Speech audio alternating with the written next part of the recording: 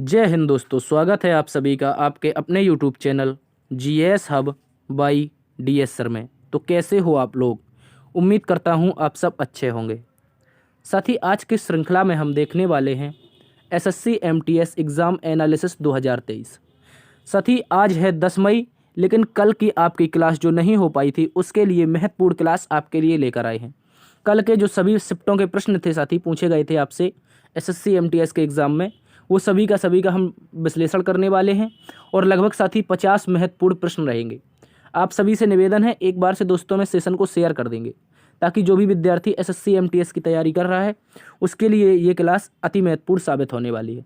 साथ ही 100% original question जो कि आपके मेमोरी बेस्ड पूछे गए थे, बच्चों ने बताए हैं, वो सारे के सारे यहाँ पर करवाए जाएंगे। कुछ इस तरह से साथी क्वेश्चन रहेंगे, इन सभी का हम डिटेल से अध्ययन करेंगे और जानेंगे साथी किस तरह से क्वेश्चन हमसे आगे एग्जाम में बन सकते हैं या आज की क्लास में आपके बन सकते हैं। ठीक है, तो एक बार से निवेदन है आप लोग शेयर कर देंगे। आज का मोटिवेशन कोड जो आपको ऊर्जावान बनाएगा, आप मंजिल के प्रति जागरूक रखेगा।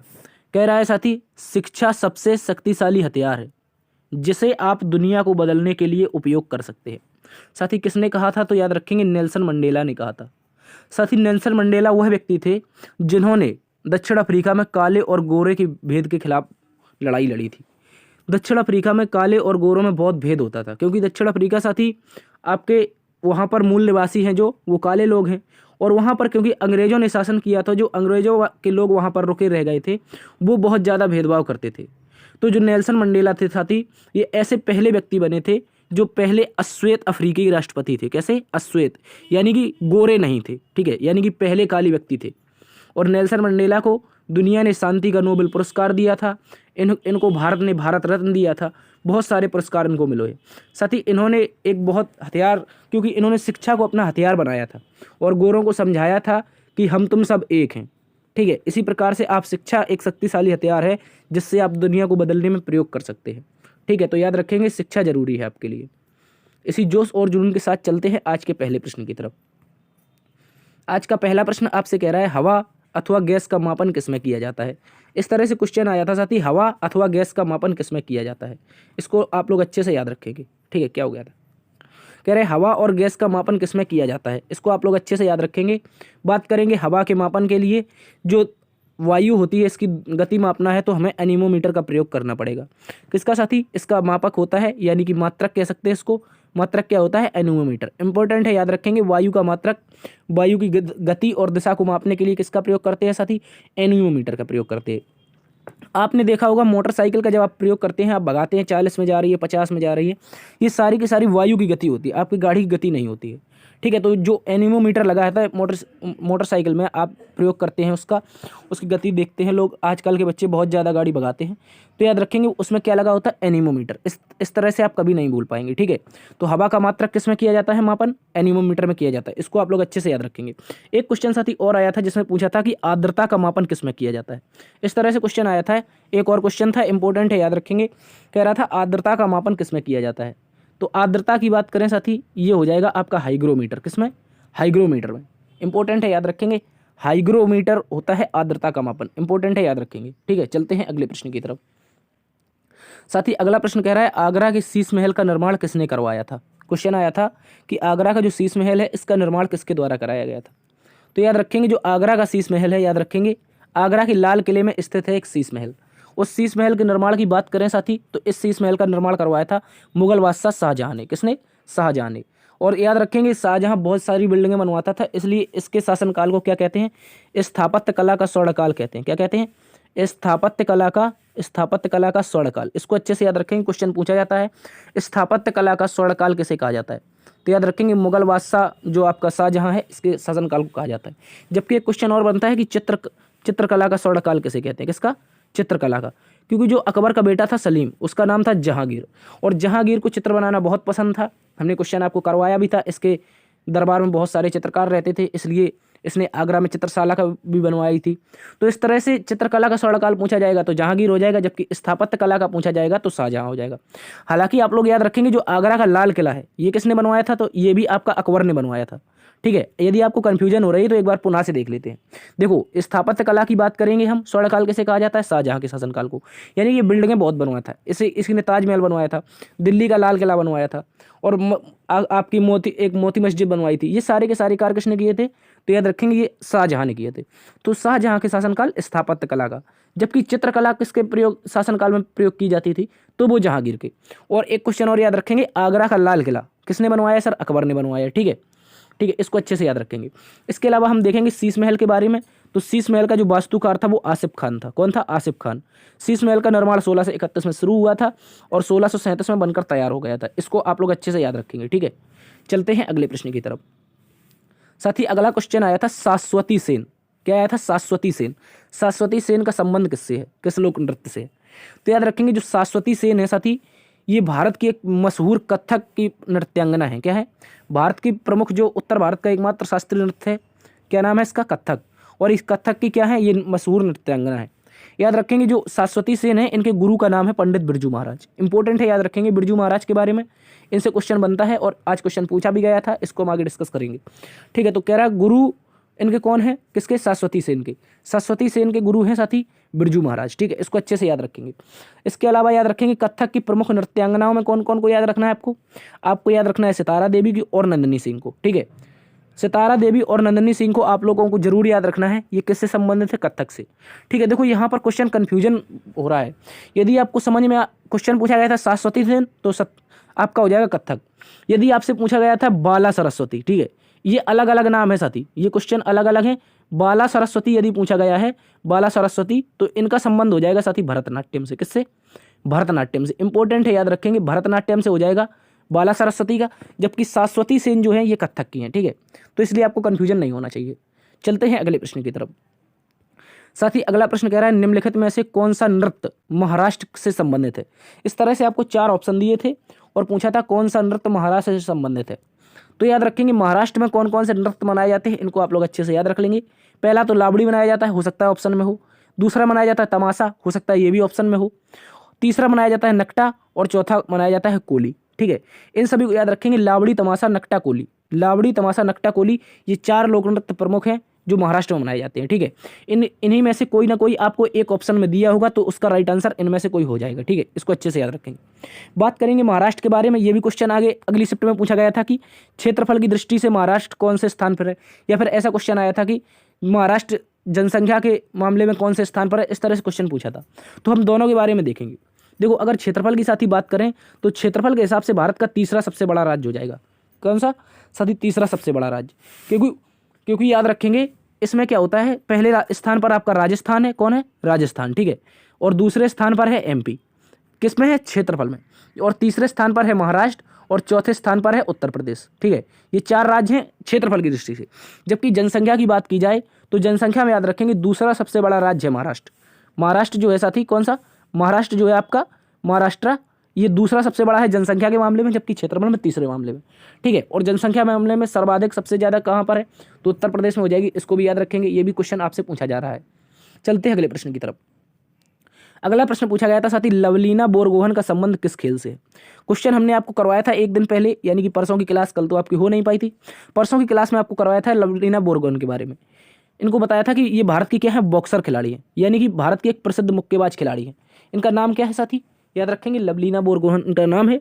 अगर बात करेंगे इनके राज्य की तो ये असम राज्य से संबंधित हो जाएंगी। ठीक है, इसको भी आप लोग अच्छे से याद रखेंगे। असम राज्य से संबंधित एक बॉक्सिंग की प्रसिद्ध खिलाड़ी है। इसके अलावा बात करेंगे इनके बारे में तो इन्होंने साथी टोक्यो ओलंपिक 2020, यानी कि जो 2020 का ओलंपिक था, 2021 में आयोजन हुआ था जापान में, और इस ओलंपिक में क्या किया था, इन्होंने ब्रॉन्ज मेडल जीता था, यानी कि कांस्य पदक जीता था भारत के लिए। ठीक है, याद रखेंगे भारत ने कुल 1-2 का 4 करके पदक जीते थे, 1-2-4। ठीक है, 1 गोल्ड, 2 सिल्वर, 4 ब्रॉन्ज। तो इनमें याद रखेंगे एक कांस्य किसने जीता था, तो लवलीना बोरगोहन ने जीता था। इसको भी याद रखेंगे। जबकि याद रखेंगे जो बर्मिंघम में आयोजित कॉमनवेल्थ गेम थे, यहाँ पर इन्होंने क्या जीता था, गोल्ड मेडल जीता था। इसको भी आप लोग अच्छे से याद रखेंगे। देखो, बर्मिंघम में गोल्ड मेडल, कॉमनवेल्थ में क्या जीता था, गोल्ड मेडल, और आपके ओलंपिक में क्या जीता, कांस्य पदक। जबकि विश्व कुश्ती चैंपियनशिप जो अभी हाल ही में 2023 में हुई है, यहाँ पर भी इन्होंने गोल्ड मेडल जीता है।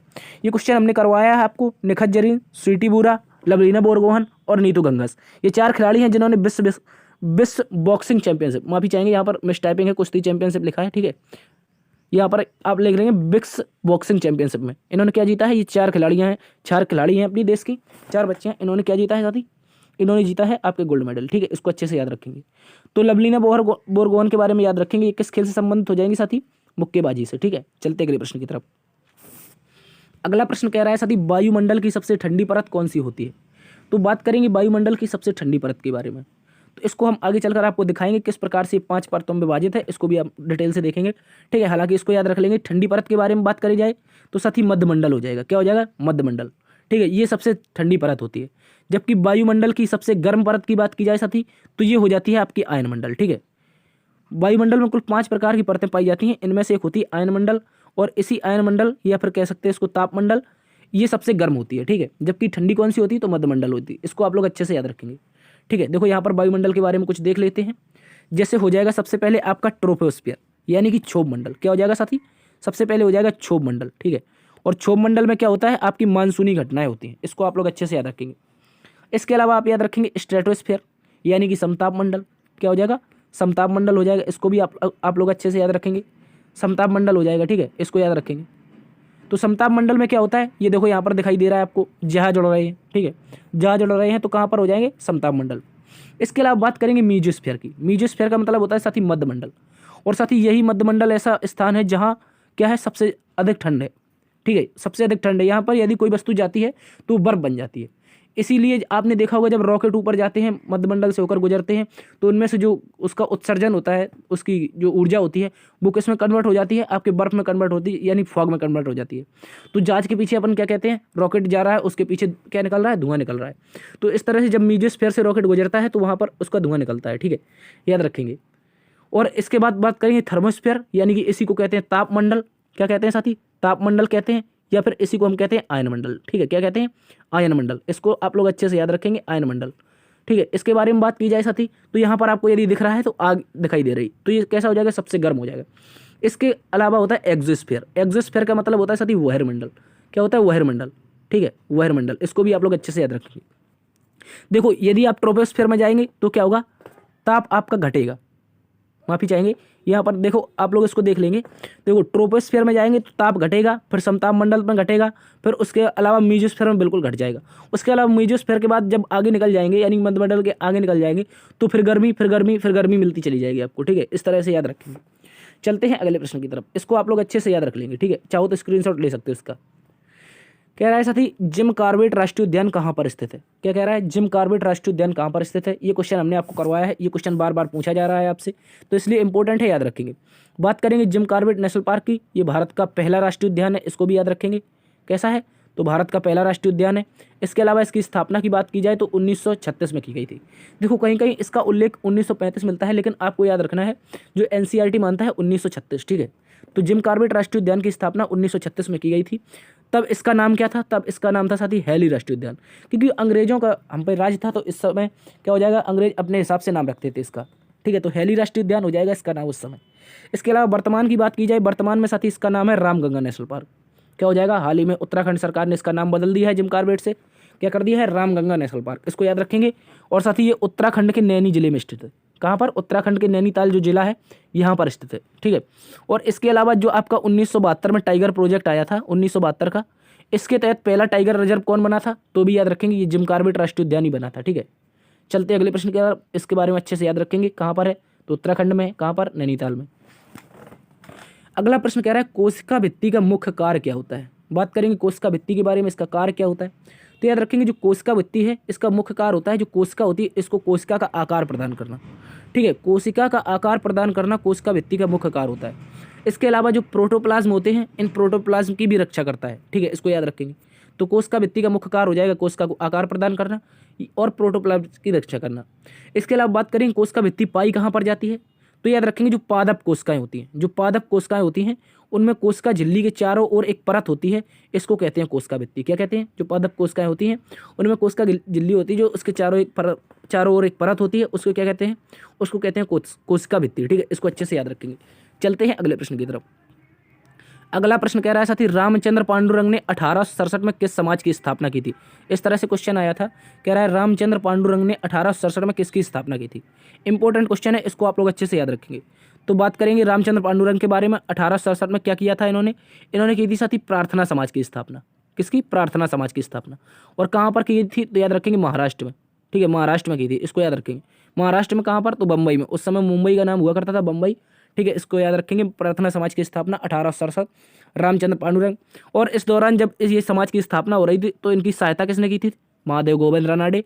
और इतिहासकार थे आरजी भंडारकर। ठीक है, इनको अच्छे से याद रखेंगे। महादेव गोविंद रानाडे और इतिहासकार आरजी भंडारकर के द्वारा रामचंद्र पांडुरंग की सहायता से 1867 में किसकी स्थापना हुई थी? तो प्रार्थना समाज की। ठीक है, ये जो ब्रह्म समाज थी उसके कई आगे चलकर जो हिस्से हुए थे उन्हीं में से एक थी। इसको आप लोग अच्छे से याद रखेंगे। चलते हैं अगले प्रश्न की तरफ। अगला प्रश्न कह रहा है 2011 की जनगणना के अनुसार सर्वाधिक जनसंख्या वाला राज्य कौन सा है? कह रहा है जो 2011 की जनगणना थी इसके अनुसार सर्वाधिक जनसंख्या वाला राज्य कौन सा है? ये क्वेश्चन अभी हमने किया था। तो क्या हो जाएगा? सबसे पहले तो याद रखेंगे जनगणना के बारे में। ये जनगणना आपके 15वें क्रम की जनगणना थी। इस दौरान सर्वाधिक जनसंख्या वाला राज्य कौन सा हो जाएगा? उत्तर प्रदेश हो जाएगा। कौन हो जाएगा? उत्तर प्रदेश। याद रखेंगे उत्तर प्रदेश में 15वें क्रम की जो जनगणना थी यहाँ पर सर्वाधिक जनसंख्या थी। इसके अलावा दूसरी सर्वाधिक जनसंख्या वाला राज्य हमने अभी किया था इसको डिस्कस, तो इसका आंसर हो जाएगा महाराष्ट्र। ठीक है, जबकि सर्वाधिक जनसंख्या वाला केंद्र शासित प्रदेश की बात की जाए यानी कि यूनियन टेरिटरी, तो हो जाएगी आपकी दिल्ली। क्या हो जाएगी? दिल्ली, केजरीवाल वाली। ठीक है, इसको अच्छे से याद रखेंगे। सर्वाधिक जनसंख्या साथ ही पूछा जाए क्या हो जाएगा? आपका आंसर हो जाएगा उत्तर प्रदेश। दूसरी सर्वाधिक जनसंख्या आपकी महाराष्ट्र में हो जाएगी। और सर्वाधिक जनसंख्या वाला केंद्र शासित प्रदेश की बात की जाए साथी तो हो जाएगा इसका राइट आंसर दिल्ली। ठीक है, इसको आप लोग अच्छे से याद रखेंगे। इसके अलावा आपसे पूछता है जनसंख्या घनत्व के बारे में। किसके बारे में? जो आपका जनघनत्व के बारे में पूछता है तो जनघनत्व आप याद रखेंगे ये बिहार में हो जाएगा। कहाँ पर? बिहार में। ठीक है, बिहार में हो जाएगा। इसके अलावा सबसे कम जनघनत्व पूछ लेता है। सबसे कम जनघनत्व कहाँ पर है? तो याद रखेंगे ये अरुणाचल प्रदेश में हो जाएगा। कहाँ पर? अरुणाचल प्रदेश में। ठीक है, इसको भी आप लोग अच्छे से याद रखेंगे। चलते हैं अगले प्रश्न की तरफ। अगला प्रश्न कह रहा है भारतीय संविधान के किस अनुच्छेद में समान नागरिक संहिता का उल्लेख मिलता है? तो बात करेंगे समान नागरिक संहिता के बारे में। इसका अर्थ क्या होता है, ये क्यों जरूरी है? ठीक है, इसको याद रखेंगे आप लोग। तो समान नागरिक संहिता जो है ये भारतीय संविधान के आपके अनुच्छेद, कौन सा अनुच्छेद है? तो याद रखेंगे अनुच्छेद 44। इंपॉर्टेंट है, याद रखेंगे साथी। अनुच्छेद 44 में आपकी समान नागरिक संहिता मिलती है। ठीक है, क्या हो रहा है? अनुच्छेद जो 44 है साथी, यहाँ पर अनुच्छेद 44 में आपके भारतीय संविधान के जो नीति निर्देशक तत्व हैं यानी कह सकते हैं डीपीएसपी। ठीक है, तो इनमें क्या मिलता है? समान नागरिक संहिता मिलती है। ठीक है, समान नागरिक संहिता क्यों जरूरी है और इसका अर्थ क्या होता है? तो याद रखेंगे साथी सभी धर्मों के लिए समान कानून। ठीक है, इंपॉर्टेंट है, याद रखेंगे सभी धर्मों के लिए समान कानून बनाना, यानी कि कोई भी धर्म हो अपने देश में उसके लिए समान कानून बना देंगे तो क्या हो जाएगा? समान नागरिक संहिता हो जाएगी। क्यों जरूरी है? तो देश के विकास के लिए ऐसा जरूरी है क्योंकि जो विभिन्न धर्मों में लोग बटे हुए हैं वो अपने धर्म के हिसाब से विकास करते हैं। ठीक है, बहुत सारे ऐसे राजनेता हैं धर्म के नाम पर वोट मांगते हैं, हालांकि उनका नाम नहीं ले सकते यहाँ पर। ठीक है, याद रखेंगे। तो सभी धर्मों के लिए समान कानून, समान नागरिक संहिता जरूरी है। और क्योंकि इसमें हिंदू, मुसलमान, सिख, ईसाई जो भी हैं ये सब एक हो जाएंगे, इस कारण ये जरूरी है। ठीक है, क्योंकि देश का विकास करना है हमको विभिन्न धर्मों के हिसाब से नहीं लड़ना है, क्योंकि हमारे लिए देश हित सर्वोपरि होता है, ना कि धर्म हित। ठीक है, याद रखेंगे, ये हमारे देश का संविधान कहता है। तो याद रखेंगे जो गोवा है साथी, गोवा भारत का एकमात्र ऐसा राज्य है जहाँ पर यह कानून लागू है। कौन सा कानून? तो याद रखेंगे समान नागरिक संहिता। ठीक है, इंपॉर्टेंट है, याद रखेंगे। ठीक है, तो आप लोग इसको अच्छे से याद रखेंगे। अनुच्छेद 44 में भारत के लिए क्या है? समान नागरिक संहिता का उल्लेख मिलता है। चलते हैं अगले प्रश्न की तरफ। अगला प्रश्न कह रहा था इन द आफ्टरनून ऑफ टाइम एक आत्मकथा। कह रहा है इन द आफ्टरनून ऑफ टाइम एक आत्मकथा है, ये किसकी है? ठीक है, ये पुस्तक किसके द्वारा लिखी गई है? कौन सी? In the afternoon of time एक आत्मकथा, ये पुस्तक किसने लिखी है? तो याद रखेंगे भारत के महान कवियों में से एक थे, अमिताभ बच्चन के पिताजी थे। आप लोग इनके बारे में याद रखेंगे। तो श्री हरिवंश राय बच्चन। कौन? श्री हरिवंश राय बच्चन के द्वारा एक आत्मकथा लिखी गई थी जिसका नाम था the in the afternoon of time एक आत्मकथा। किसने लिखी थी? श्री हरिवंश राय बच्चन ने। तो इनके बारे में बात करेंगे साल 1991 में, याद रखेंगे साल 1991 में हरिवंश राय बच्चन जो है, हरिवंश राय बच्चन को क्या मिला था साथी? हरिवंश राय बच्चन को आपको एक पुरस्कार मिला था, उस पुरस्कार का नाम है सरस्वती सम्मान। कौन सा? सरस्वती सम्मान। इंपॉर्टेंट है, याद रखेंगे। सरस्वती सम्मान की शुरुआत हुई थी 1991 में। और याद रखेंगे के बिड़ला फाउंडेशन इसको देता है। कौन देता है? के बिड़ला फाउंडेशन इसको देता है। और ये किसके लिए दिया जाता है? तो जो भारतीय संविधान की भाषाएं हैं उसके लिए दिया जाता है।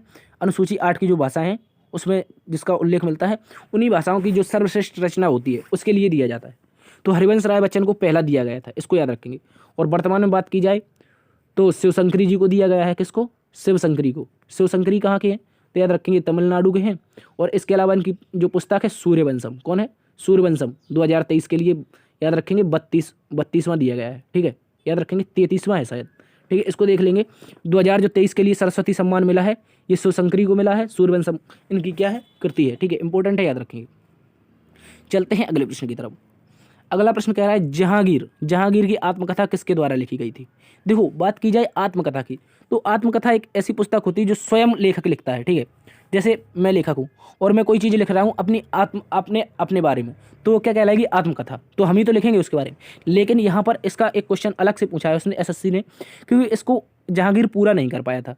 तो जहांगीर की जो आत्मकथा थी इसको पूरा करने का काम किया था मोतीबिंद खान ने। किसने, जो मोतीबिंद खान नामक इनका एक इतिहासकार था उसके द्वारा। तो जो जहांगीरी जो इनकी आत्मकथा है जहांगीर की, इसको पूरा किया गया था, ठीक है, याद रखेंगे। मुगल बादशाह जहांगीर की तुजक ए जहांगीरी आत्मकथा है, याद रखेंगे। जिस प्रकार तुजक ए बाबर की आत्मकथा है, उसी प्रकार तुजक ए जहांगीर की आत्मकथा है। इसको पूरा करने का श्रेय किसे जाता है, तो मोतीबिंद खान को जाता है, ठीक है। और यह पुस्तक किस भाषा में है, तो फारसी भाषा में क्वेश्चन पूछ लेता है। तुजक ए जहांगीरी किस भाषा में है, तो फारसी भाषा में। देखो यदि पूछे आपसे कोई भी पुस्तक पूछे, बाबर की पुस्तक को छोड़कर, बाबर की जो पुस्तक है वो तुर्क भाषा में, लेकिन उसके अलावा जो आपके मुगल बादशाह हैं इनकी कोई भी पुस्तक पूछे तो वो फारसी भाषा में हुई, क्योंकि मुगलों की ऑफिशियल जो लैंग्वेज थी वो आपकी फारसी थी, ठीक है, याद रखेंगे। चलते हैं अगले प्रश्न की तरफ, इसको अच्छे से याद रखेंगे, मोतीबिंद खान ने इसको पूरा किया था। अगला प्रश्न कह रहा है साथी, भारत में द्वैध शासन की शुरुआत किस अधिनियम के तहत हुई थी। भारत में द्वैध शासन की शुरुआत किस अधिनियम के तहत हुई थी, तो इसके बारे में याद रखेंगे। देखो 1900 भारत सरकार के जो अधिनियम था 1919 का, इसके तहत भारत में क्या हुआ था, द्वैध शासन की शुरुआत हुई थी, द्वैध शासन प्रणाली की, ठीक है, इंपॉर्टेंट है। और प्रांतीय स्तर पर जब कार्यपालिका की शक्तियों का वितरण कर दिया जाता है, ठीक है, जैसे केंद्र सरकार है उसने कार्यपालिका की शक्तियों का वितरण कर दिया, ठीक है, उसमें जो प्रांतीय स्तर यानी कि जो स्टेट लेवल पे है वो अलग से कानून बना सकते हैं, यानी कानून चला सकते हैं, और ऊपर से जो केंद्र लेवल पर है वो अलग से, ठीक है। इस प्रकार से आज भी हमारे देश में द्वैध शासन है, ठीक है, एक केंद्र सरकार होती है, एक राज्य सरकार होती है। तो जनता को समझने के लिए हर प्रकार की सरकारें जरूरी हैं। इसी प्रकार से भारत में द्वैध शासन की शुरुआत की थी अंग्रेजों ने। देखो पहली बार तो की थी 1757 और 65 के हिसाब से, जब वो बक्सर और प्लासी के युद्ध हुए थे तब की थी। लेकिन यहाँ पर पूछा किस अधिनियम के तहत हुई थी, तो भारत सरकार अधिनियम 1919 के तहत द्वैध शासन प्रणाली अर्थात प्रांतीय स्तर पर जब कार्यपालिका की शक्तियों का वितरण कर दिया जाता है तो इस प्रणाली को क्या कहते हैं, द्वैध शासन कहते हैं, ठीक है, याद रखेंगे। और इस अधिनियम को जो 1919 का अधिनियम था साथी, इसको मोंटेग्यू चेम्सफोर्ड सुधार के नाम से जानते हैं। किस नाम से, मोंटेग्यू चेम्सफोर्ड सुधार के नाम से। इसके अलावा इसके बारे में याद रखेंगे, इसका मुख्य उद्देश्य क्या था, तो इसका मुख्य उद्देश्य था भारत में उत्तरदायी शासन की व्यवस्था करना। क्या है, उत्तरदायी शासन की स्थापना करना इसका मुख्य उद्देश्य था, इंपॉर्टेंट है, याद रखेंगे।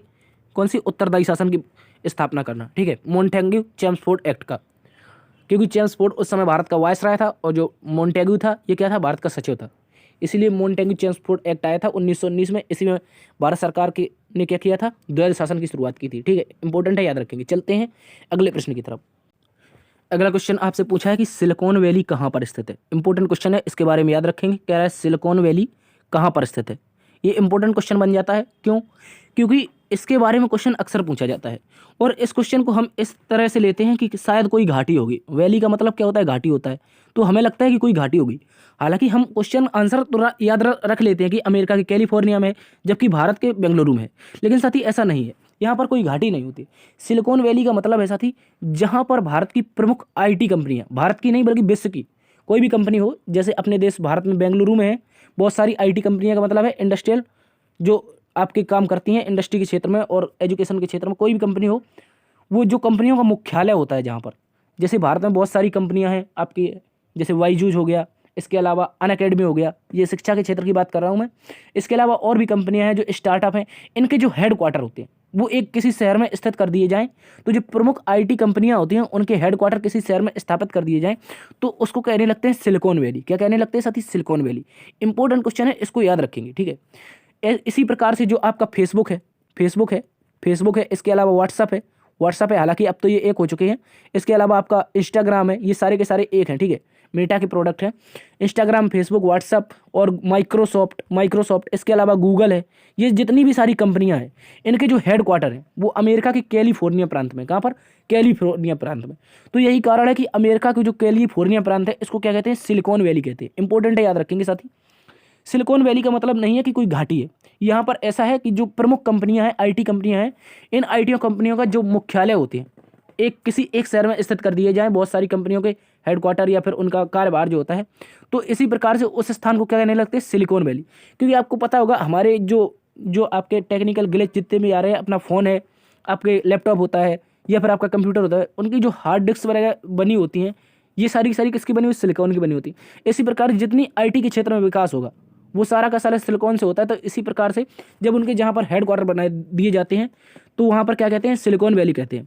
पहले ऐसा लगता था कि यहाँ पर सिलिकॉन का उत्पादन होता होगा इसलिए सिलिकॉन की घाटी होती है, लेकिन ऐसा नहीं होता है। इसको आप लोग अच्छे से याद रखेंगे। जहाँ पर लिखा है अमेरिका की प्रमुख आईटी कंपनियां जो हैं यहाँ पर अमेरिका कैलिफोर्निया में स्थित है, याद रखेंगे।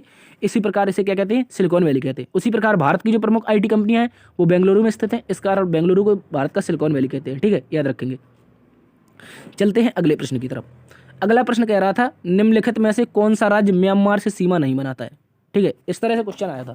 तो हो सकता है ऑप्शन में आपको एक अलग से राज्य दिया होगा, तो हम यहाँ पर देख लेंगे कौन कौन से राज्य उससे सीमा बनाते हैं म्यांमार से। म्यांमार से नहीं बल्कि हम बांग्लादेश से भी देखेंगे, इसके अलावा भूटान और नेपाल से भी देखेंगे। क्योंकि आज म्यांमार पूछा है, कल बांग्लादेश पूछ सकता है, भूटान भी पूछ सकता है और नेपाल भी पूछ सकता है। तो इसके बारे में आप लोग अच्छे से याद रखेंगे। तो बात करेंगे हम इसके बारे में कि कौन सा राज्य म्यांमार से सीमा नहीं लगाता है। हम देखेंगे कौन सा लगाता है। ठीक है, देखो यहाँ पर ये रहा आपका म्यांमार, यानी कि इसी को हम बर्मा भी कहते हैं। ये आपकी सीमा है, ये आपकी म्यांमार और किसकी सीमा है, आपकी भारत की सीमा है। तो इसमें आपको पहले स्थान पर कौन सा दिख रहा है, आपको मिजोरम दिख रहा है। क्या दिख रहा है, एक मिनट में पेन का कलर चेंज कर लेता हूँ। कह रहा है पहले स्थान पर क्या कह रहा है, मिजोरम दिख रहा है। क्या दिख रहा है, मिजोरम। और इसी मिजोरम यानी कि म्यांमार से सीमा लगाता है। इसके अलावा दूसरे स्थान पर है आपका मणिपुर, तो मणिपुर भी सीमा लगाता है। तीसरे स्थान पर है आपका नागालैंड और चौथे स्थान पर है आपका अरुणाचल प्रदेश। कौन सा हो जाएगा, अरुणाचल प्रदेश हो जाएगा। इसको आप लोग अच्छे से याद रखेंगे। तो म्यांमार से 4 राज्य सीमा बनाते हैं, अरुणाचल प्रदेश, नागालैंड, मणिपुर, मिजोरम। ठीक है, इसको आप लोग अच्छे से याद रखेंगे। इसके अलावा हम देखते हैं कि बांग्लादेश से सीमा, बांग्लादेश से कौन कौन सीमा लगाता है। तो बांग्लादेश से सीमा की बात की जाए साथी, तो बांग्लादेश में सबसे पहले तो देखो यहाँ पर त्रिपुरा दिख रहा है। क्या है, त्रिपुरा है। त्रिपुरा के अलावा मेघालय है, मेघालय के अलावा असम है, असम के अलावा ये आपका वेस्ट बंगाल है, वेस्ट बंगाल के अलावा कौन सा हो जाएगा। इसके अलावा यहाँ पर एक बार से देखो ये म्यांमार है और ये ऊपर मिजोरम है, तो मिजोरम भी हो जाएगा। ठीक है, याद रखेंगे। तो ये 5 राज्य किससे सीमा बनाते हैं, बांग्लादेश से। इसको भी आप लोग अच्छे से याद रखेंगे। इसके अलावा हम देखते हैं, इसके अलावा देखते हैं भूटान के बारे में। तो भूटान के बारे में देखो यहाँ पर आपको अरुणाचल प्रदेश दिख रहा है, इसके अलावा असम भी दिख रहा है, इसके अलावा बांग्लादेश भी दिख रहा है, सॉरी पश्चिम बंगाल भी दिख रहा है, और इसके अलावा सिक्किम भी दिख रहा है। तो भूटान से 4 राज्य सीमा बनाते हैं। कौन कौन से, अरुणाचल प्रदेश, असम, असम के अलावा वेस्ट बंगाल, वेस्ट बंगाल के अलावा आपका सिक्किम। ठीक है, याद रखेंगे। इसके अलावा नेपाल की बात की जाए तो नेपाल से आपका सिक्किम, सिक्किम के अलावा यहाँ पर ये छोटी सी सीमा लग रही है वेस्ट बंगाल की। ठीक है, इसके अलावा बिहार की सीमा लगती है, उत्तर प्रदेश की सीमा लगती है, उत्तराखंड की सीमा लगती है। तो इस प्रकार से नेपाल से देखा जाए उत्तराखंड, उत्तर प्रदेश, बिहार और पश्चिम बंगाल तथा सिक्किम 5 राज्य होते हैं। भूटान से 4 राज्य होते हैं, जिनमें से पश्चिम बंगाल, सिक्किम, असम और आपका अरुणाचल प्रदेश। म्यांमार से भी 4 राज्य होते हैं, जिनमें मिजोरम, मणिपुर, नागालैंड और अरुणाचल प्रदेश। बांग्लादेश से 5 राज्य होते हैं, जिनमें से आपका वेस्ट बंगाल, त्रिपुरा, मिजोरम, मेघालय और असम। ठीक है, आप इसका स्क्रीनशॉट ले लीजिए, इंपॉर्टेंट क्वेश्चन है, ये बार बार आपसे पूछा जाता है। ठीक है, ठीक है, इसको स्क्रीनशॉट ले लीजिए। चलते हैं अगले प्रश्न की तरफ।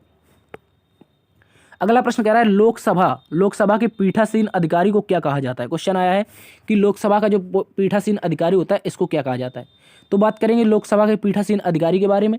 तो साथी इसको क्या कहते हैं, जो लोकसभा का अध्यक्ष होता है उसी को कहते हैं लोकसभा का पीठासीन अधिकारी। तो इसका राइट आंसर हो जाएगा लोकसभा स्पीकर, या फिर इसी को कहते हैं लोकसभा अध्यक्ष। ठीक है, याद रखेंगे, लोकसभा स्पीकर इसको कहते हैं। इंपॉर्टेंट है, याद रखेंगे, क्वेश्चन आपसे पूछा गया था। इसके अलावा बात करेंगे वर्तमान में भारत के लोकसभा स्पीकर कौन है। तो श्री ओम बिरला वर्तमान में भारत के लोकसभा स्पीकर हैं। और इसके अलावा भारतीय जो संविधान है, इस संविधान के अनुच्छेद 81 में क्या किसका उल्लेख है, तो लोकसभा का उल्लेख है। इसको भी आप लोग अच्छे से याद रखेंगे, इंपॉर्टेंट क्वेश्चन है। ठीक है, तो लोकसभा का उल्लेख अनुच्छेद 81 में है। ओम बिरला इसके अध्यक्ष हैं और इसके अध्यक्ष को क्या कहते हैं, स्पीकर कहते हैं। ठीक है, चलते हैं अगले प्रश्न की तरफ। अगला प्रश्न कह रहा है हाल ही में मेल्ट वाटर चैंपियनशिप शतरंज टूर्नामेंट का खिताब किसने जीता है। जो मेल्ट वाटर शतरंज चैंपियनशिप का टूर्नामेंट का खिताब था, ये किसने जीता है, क्वेश्चन पूछा है आपसे। तो याद रखेंगे विश्व के नंबर 1 खिलाड़ी हैं नॉर्वे के मैग्नस कार्लसन। कहाँ के, नॉर्वे के। नॉर्वे खिलाड़ी हैं मैग्नस कार्लसन। मैग्नस कार्लसन के द्वारा विश्व मेल्ट वाटर शतरंज चैंपियनशिप का खिताब जीता गया है, इसको याद रखेंगे। इसके अलावा मैग्नस कार्लसन को हमने बताया था कि ये दुनिया के नंबर 1 शतरंज खिलाड़ी हैं, इसको भी आप लोग अच्छे से याद रखेंगे। चलते हैं अगले प्रश्न की तरफ। अगला प्रश्न कह रहा है फीफा विश्व कप 2022 का आयोजन कहाँ पर किया गया है। क्वेश्चन पूछा है कि फीफा विश्व कप 2022 का आयोजन कहाँ पर किया गया है। तो याद रखेंगे क्वेश्चन बहुत ज़्यादा रिपीटेड हो रहा है, तो इसको आप लोग अच्छे से याद रख लेंगे। तो फीफा विश्व कप 2022 की बात की जाए, इसका आयोजन नवंबर दिसंबर माह में किया गया था। कहाँ पर किया गया था? तो कतर की राजधानी दोहा में किया गया था। ठीक है, कतर की राजधानी दोहा में इसका आयोजन किया गया था। इसको आप लोग अच्छे से याद रखेंगे। कहाँ पर हुआ था इसका आयोजन? तो याद रखेंगे आप लोग, दोहा में किया गया था। ठीक है, कतर की राजधानी। और इसका खिताब जीता किसने था? तो अर्जेंटीना ने इसको जीता था, फ्रांस को हरा करके। ठीक है, याद रखेंगे।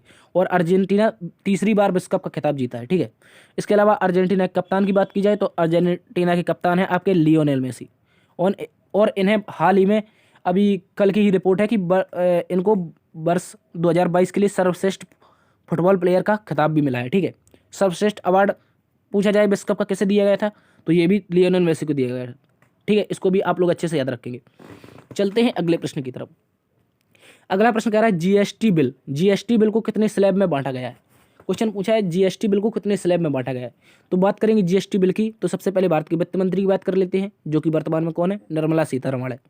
तो इनके जो पैनल के सदस्य हैं, उनके सूत्रों के अनुसार एक पता चला है कि शासन के तहत 5 स्लैब टैक्स जीएसटी के दरों के बांटे गए हैं। ठीक है, हालांकि ये तो अब ऑफिशियल हो चुका है, ये पुराना क्वेश्चन था।